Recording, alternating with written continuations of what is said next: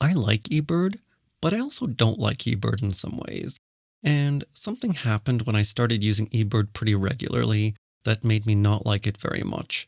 Now, I do think it's a good tool for learning how to watch birds and recording the types of birds you see and keeping track of all the birds because it has a constantly updated taxonomy. But I did find that when I started using it regularly, it slowly shifted the focus from enjoying the overall nature experience to the numbers of bird watching, to birds that I could identify. And what I found sometimes, for example, I'll give you an example. I would be out and I would see a cool bird and it would be a good experience because I would probably observe some of its behavior or whatever.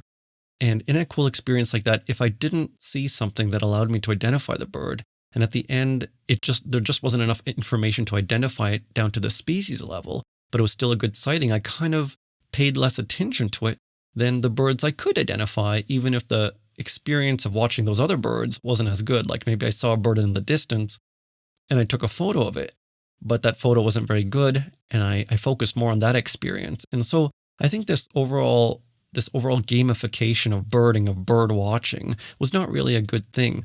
And it wasn't just about bird watching either. If I'm out in the forest, I like to observe all kinds of animals, just look at the landscape. And I found that all of that cool stuff, that just being in nature, took a back seat to those birds I could identify and put on eBird.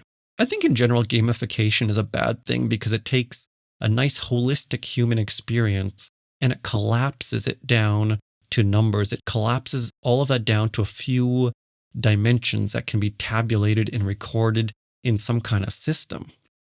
I actually wrote an article about this.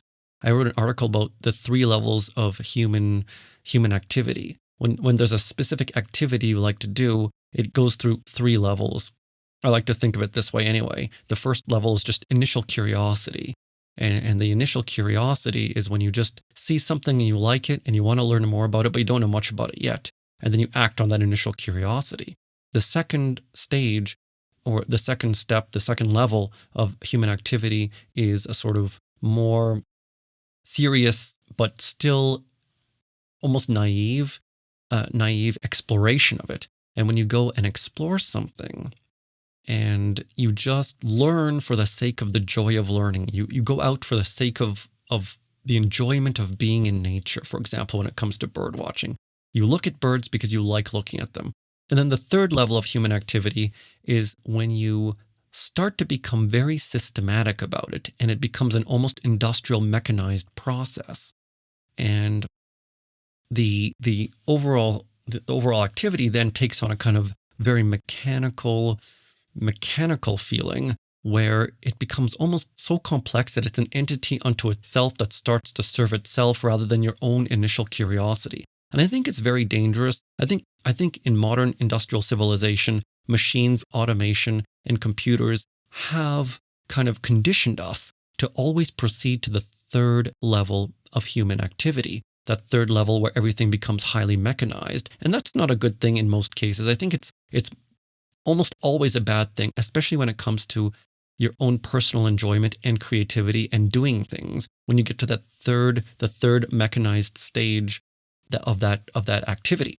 So I think eBird sort of became that for me, and I think eBird is dangerous because it can encourage a lot of people to proceed to that stage where being in nature is pushed behind the scenes, and instead you're hyper focused on downloading apps, recording birds you see, even using machine learning to recognize bird calls. I think all of that's not a good thing. I know it's a platform that people can use to record birds, and if your express purpose is to keep, once in a while maybe, record the birds in your area so that scientists know what birds are there, it's not a bad thing. But I think using it a lot and constantly using it, moreover, is not really going to help science very much. And I think it's also a thing that's going to reduce your enjoyment of birding, at least it did for mine. And also, that applies to photography too.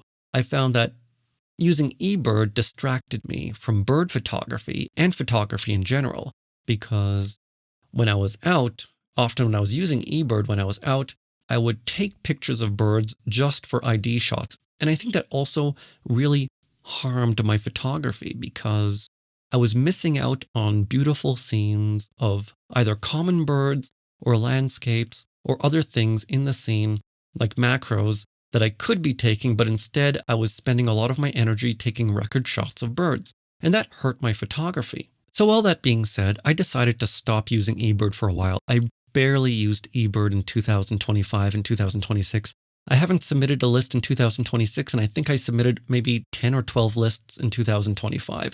Going forward in the future, I'm going to be very sparingly using eBird. I might use it to record a species or two, and I might submit a list once in a while just for the heck of it, but I'm not going to be using it regularly when I go out in nature, to observe nature, to watch birds, to do bird photography. I just want to enjoy nature and be in the moment and forget about this hyper scientific tabulation of every single species I can identify. I don't think that's very healthy. And since I stopped doing that, since I stopped using eBird back in 2025, I found that my photography improved, my enjoyment of nature improved, my overall experience, the feng shui of being out there was just much better. So I think eBird, while it's a cool thing, it can be quite dangerous and you should be aware of it. So that's it. I hope you enjoyed this video about eBird, and I'll see you again next time.